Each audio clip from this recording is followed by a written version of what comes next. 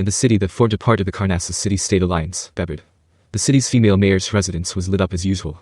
The owner of the residence, Kista Kabiria, took the accumulated documents and started reading. The city-state alliance was comprised of Karnassus, Bepoalo, Eastgate, Westgate, Veneria, Greater Listern, Orkneys, New Orkneys, Grand Wives, Riss, Franklin, and finally, Bebed. This city was part of the 12 mentioned that had formed an alliance. Each city, including the other territories they owned, held on average a population of 400,000. The largest city was home to 600,000. Amongst these cities, Bebed was an exception in that the other cities never had a single race hold majority over 40% of the population. The city-state alliance was a union of multiple races and cities. If one were to rewind time back a few centuries, they would find the huge nation that was the origin of the city-state alliance. Due to that enormous country's collapse, 14 city-states popped up with each metropolis at its center. After that happened, there was much bloodshed between the city-states, or rather, small countries. This situation continued on with the states uniting and splitting ad nauseum, until the event they called the Great Debate, at which the current alliance between the 12 city-states were formed. Even so, it was still difficult for everybody to abandon their predispositions towards each other. Though a century ago was the past for the races with shorter lifespans, to some of the longer-lived races it was still a recent memory. For this reason, the quinquennial tournament was held as an outlet for those who still held a grudge from the past, and it was about to begin soon. The city on the roster to host the next tourney was Bebed. While it was true that there were 4 years' worth of time to prepare for it, they only had 4 years' worth of time left. The tournament had 16 events, one of which garnered more attention than the rest. The Collier, or mock combat. It was also known colloquially as the Mutual Wallop. Every city-state sent 10 of its strongest fighters who would then fight the other combatants, under the protection of the magic item known as the Standard of Peace. This was the most entertaining and flashy of the events and was quite popular among the populace. It had come to the point where the majority of the people felt that it was fine to miss out on all of the events except for this one. That was why they could not allow even the slightest of errors to occur during this event.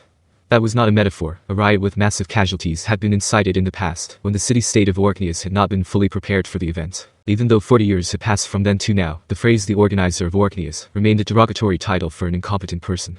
Though a screw-up on any of the events could incite anger, the Collier was the single event where not even half a mistake was permitted. However, the top-level government of each city knew that the Orkneys organizer was not that incompetent. Their problem laid in their lacks of alertness against vanquished specters. There was not any direct evidence to support the existence of vanquished specters. Even if that was the first time they had appeared, the mistake they caused was fatal. Kista rubbed her eye ridges after she had finished reading the documents. The last time Bebed had hosted the tournament was, about 50 years ago. The members of the core team in charge of organizing the affair had long since passed away. Though she had steeled herself to learn the ropes from scratch, she still felt as though she could collapse from the stress and pressure of this entire ordeal. She had lost sleep every time the thought that the tournament could end in failure came to mind. Kista could not help but titter. She still had 4 years to go yet was already in this state. What would she be like when it was close to the opening ceremony? She was already annoyed by it. But, as she read through the documents left behind by her predecessors and wrote down all of her thoughts and ideas, there was a brief moment of solace. Just as Kista was about to grab another handful of documents, someone knocked on her door. She stood up from her chair and walked towards the door. On the other side of it was the familiar face she was expecting. It was her grandfather, the former mayor of the city, Baron Kabiria. Not only was he the great person responsible for Bebed's lasting peace, he was also the mayor when the tournament was last held in Bebed. Grandfather Kista greeted him with a smile. "Did you come here on purpose or were you just around? I would have gone straight to you if you told me to." It's fine, I'm just exercising for my spine's sake. Even if my legs do not work like they used to, if I was to be cooped up in the house forever, it would atrophy even faster. That aside, Kista, sorry for interrupting your work, but are you alright? Of course I'm fine, Grandfather Sama. Please, come in. Kista led her grandfather towards the sofa, where they sat opposite of each other. Baron poured hot tea into the 2 teacups Kista had prepared for them. The pale green liquid gave off a mild and refreshing aroma that permeated the entire room. "So, Kista, I heard from one of the maids that you haven't been sleeping well these past few days." Though she did not want her grandfather to worry, she could not hide it any longer. "Yes, Grandfather Sama. It's hard for me to fall asleep every time I'm reminded of what could happen in another 4 years." Most people would laugh at the notion that someone would be worried over what would happen 4 years down the line. Perhaps they would even say that she was being too anxious. Baron, however, was not laughing.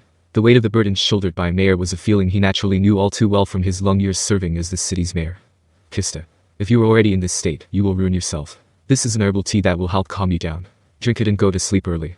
An exceptional leader is not one who could accomplish the most in the shortest amount of time, but one who understands how to properly delegate their responsibilities to the appropriate subordinates. Never mind you or me, how much can we truly achieve all by ourselves, right? "Thank you so much. But I still have some work that needs to be completed soon." "Is it something to do with the neighboring cities?" "But I don't remember hearing about the Equestrian King making any movements." The enemy of the city-state alliance would be the one who occupied the vast plains of the east, the Equestrian King. Since Bebid was nowhere near the plains, whenever the country was under attack, they just had to send their levies. The news of the empire recently becoming a vassal state, surely you have heard of that already. The issue of exactly how much we should be on our guards against the Sorcerer's Kingdom is something that must be resolved as soon as possible. Ah, the Sorcerer's Kingdom. Baron's expression turned apprehensive. The country that vassalized the empire yet only had a single city of its own. There were also rumors floating around that they had assimilated that assassin organization into their own ranks. There were all kinds of rumors and gossip floating around, whether they were true or false was hard to tell. Kista was reminded of someone. The Emperor of the Empire, Jerknavrun Farlord Elnix. The young emperor who had been given the title of the Bloody Emperor. She had met him once as part of a diplomatic mission, as a top-level official of the envoy to the empire. They had conversed with each other at the reception gala that was held afterwards. He was one who was rich in intelligence, wealth, and charm as expected of a country's leader. How did someone like him become the vassal of another state? There had to be a reason why. He must be coveting something. In regard to the intelligence-gathering process on the Sorcerer's Kingdom, could I trouble Grandfather Sama to pull some strings? Baron, as a long-reigning mayor of the city, had quite a lot of connections, far beyond what Kista had. Of course, she had met with most of his connections when she had inherited his post, but if Baron was the one to ask for that kind of information instead of her, it would be much more effective. Of course, Kista. Although this was not exactly through my connections, I have heard of some brilliant adventurers who had just immigrated from the Empire to here. Should I ask them about it? Yes please, sorry to trouble you, Grandfather Sama, thank you so much. Kista deeply lowered her head. Even if they were of kin, he was someone who was nearly 80 years of age, yet could still assume the role of mayor with no issues at all. He was even reverently referred to as the Eagle of Bebid in the surrounding area. This was something that she had kept in mind since youth. Thanking me would be too, never mind, I accept your gratitude, Kista. Starting from today, even just temporarily, go to sleep early. Am I understood? Yes, Grandfather Sama. Thank you for all the care you have provided me thus far.